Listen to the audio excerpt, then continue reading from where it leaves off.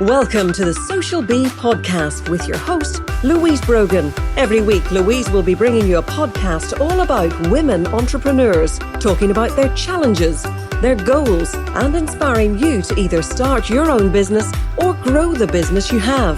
Visit www.socialbeeni.com to join our community and pick up some lovely freebies to start marketing your business online today. Hello and welcome to today's episode of the Social Bee podcast. Today we have a fellow podcaster on the podcast. Bob and I met, I think in London at a conference a couple of years ago and have connected over time. And I was actually a guest on Bob's podcast quite early on, actually, in his episodes. So Bob Gentle lives in Aberdeen. His business is Amplify. And he works in a similar area to me, but I'm going to let Bob introduce himself. So welcome to the Social Bee podcast, Bob. Hi, Louise. Thank you very much for having me. It's such a pleasure to be on other people's podcasts for a change. I actually think a lot of my American audience are going to love hearing Irish and Scottish accents together. I've just realised. So, Bob, do you want to tell us a little bit about your business and what you do and who you help? Yeah. I guess my business has been on a bit of a journey since we met. Maybe later on I'll kind of tell you a little bit about where my business was a few years ago. But to summarize what we do now, the company's called Amplify. It's very small. It's me and a small team around me. They're all contractors. So in terms of staff, it's me now. And that's quite a new thing. We operate in two distinct areas. So being in Aberdeen, as you mentioned, Aberdeen is the European heart of the oil and gas and renewables sector. Mm-hmm. So now a key area of focus for me is digital marketing, specifically for people who operate in the vertical supply chain of the oil and gas sector and the renewables. It's not all evil. The other side of what I do, and in terms of budgets, that tends to be big budgets, consulting, sort of £800, $900 a month upwards, retainer type stuff. Mm-hmm. I'm not going to lie, I'm not in love with it. And I don't think anybody in the oil and gas sector would tell you they're in love with it. And I think it's important to say that, because everybody talks about in digital marketing, you need to niche, you need to follow your passion. And sometimes that's bad advice. So we can talk about that later on. Oh, yes, we will. Yeah. The other side of what I do is working with micro businesses. And this was really me listening to customers over many, many years, customers and contacts, people that I wasn't working with, and really trying to home in on what do people consistently tell me they value about me and what I bring to business relationships, really.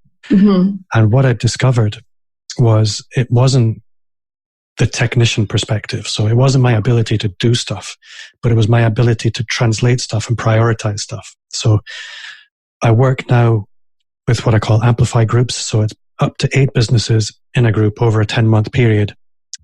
And we work to help them take ownership over their own digital marketing. So it's a hybrid coaching and training program. I love that. And actually, you were the inspiration for this. Well, the last time we spoke, I was listening.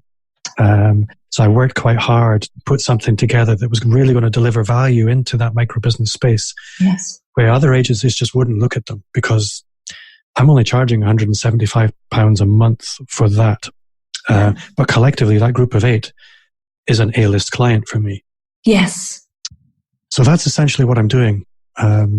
There is a bit in the middle, which is legacy client, which is probably the largest part of my business right now, which is a standard done-for-you service that I'm gradually trying to migrate away from.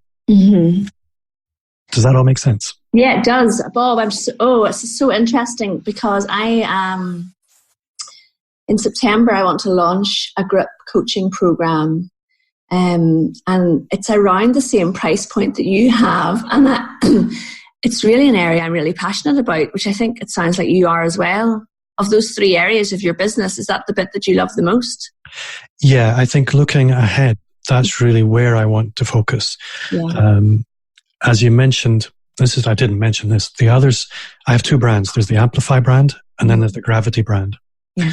The Gravity brand is really geared towards people who specifically want to or do work within what's quite a broad spectrum of the digital marketing professional.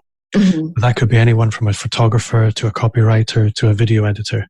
Mm-hmm. What they all have in common is they deliver services remotely, and they have the potential to scale their businesses non-traditionally. And by that, I mean, as you have a membership site, you have all these other things going on that are leveraged and layered into your business model. Yes. So the Gravity brand is really geared towards people who want to do that. So I want to take exactly what I've done with the Amplify groups and probably in a year or so start introducing Gravity groups as well. And these groups will really become my core business. Oh, I like that a lot.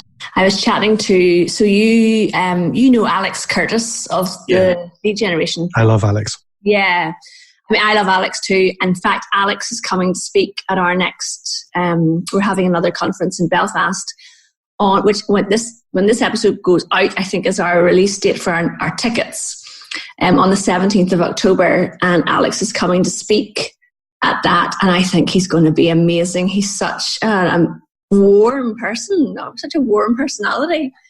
Alex will not disappoint. If Alex is going to be at that conference, I think he's probably fairly new to the speaking at conferences space, but he's really going to do very well. So he's not to be missed.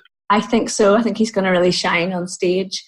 But Alex and I were talking about, I'm leaving a group coaching program that I have been in, and I'm kind of looking for something else because I know the value that it brings to my business to be in something like that. And Alex and I were talking about a potential thing that's going to be launched, I think, next year. And I was saying, well, what do you think? And he said, well, I was thinking, like, if Alex is in my group, then I definitely want to join. Right. And it's almost like whenever you're putting together your micro businesses into their group coaching, do you kind of vet who's in the group first, Bob? Or, do you look for a mix of personalities that are going to work together? Or what way do you do that? I think it's fairly early days, so I don't really have the space to vet them too much, but okay. I do have some distinct criteria. Uh-huh. You have to be the business leader. Right. That's an important part for me, because even if you're a small company, if you send somebody that doesn't really have the authority to represent your business, then it's just not going to work. Because for a very small business, a large proportion of what you need to do is actually become visible as an individual, as a person, invest in your own personal brand. And you can't delegate that. And that's been one of the real problems with my done-for-you service is a lot of those businesses that I have been hired to deliver it on, I need to plead guilty. I sold it. I sold a done-for-you service that was often leading with social media. Uh-huh. But because the client was buying a done-for-you service, the expectation was hands off, crack on. Yeah. And it just doesn't work. No, especially in 2019, I think you have to be visible as you say, as the leader of the business. Yeah, and even if you're going down the paid ads route, if you want to run Facebook ads, you tell me what's going to work best as a Facebook ad.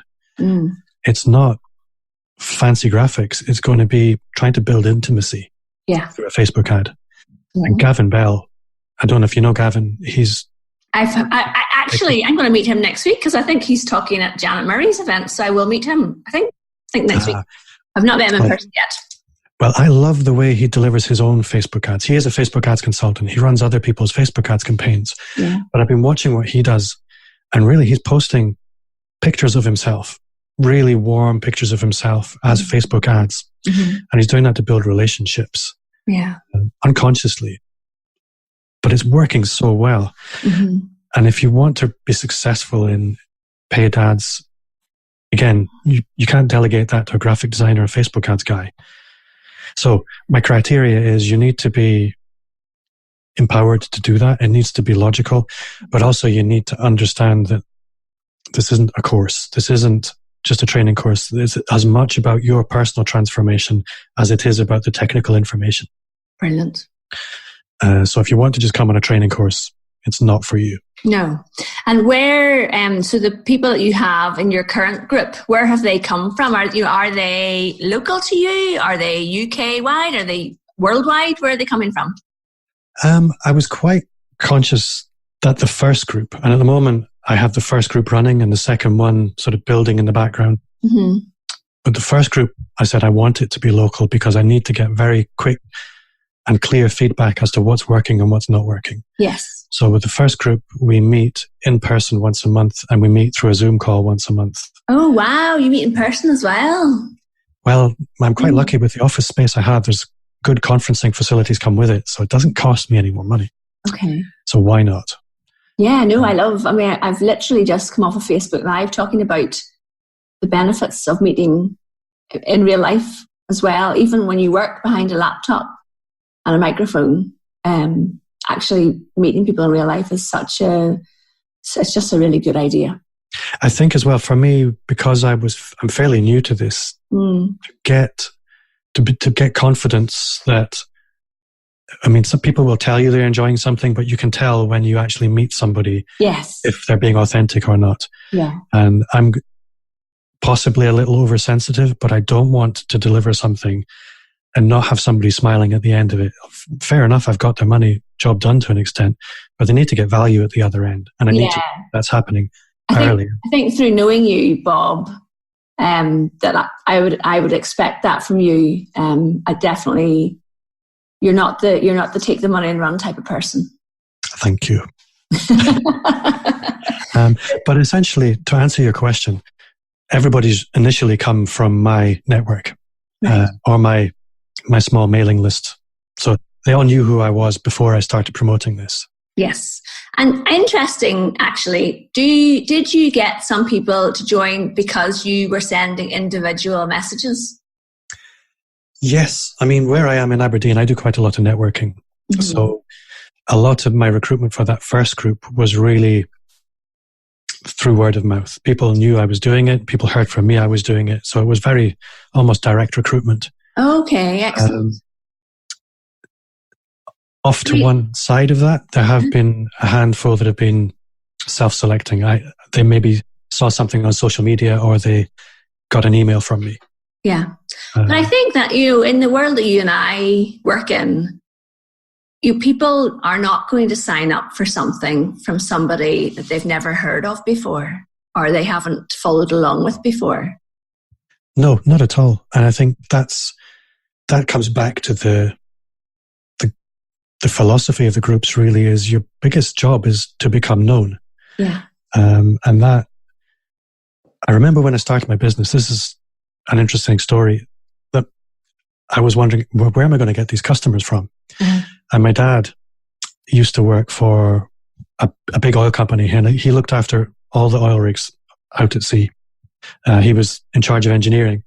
And he told me the story of, they had the warehouse where all the equipment came in to go out to the oil rigs in order to do the maintenance. Mm-hmm. They bought rubber O-ring seals from a company. And there was another guy wanted to supply rubber O-rings. But every week, the guy would come to the warehouse with a box of biscuits and say, do you need any rubber O-rings this week? Get them from that company. Okay, well, here's your biscuits. And he came back week after week after week. And then one day the other company didn't deliver or the prices went up. Uh-huh. Somebody went upstairs to the boss and said, what are we going to do? The rubber O-rings aren't here. So you know exactly who they called. It was the guy who turned up with the box of biscuits. Absolutely. And what he'd done was build some relationships, but he became the guy they knew who did the thing. Yeah. And now with social media, we have the ability to do that at scale. Mm. But it's...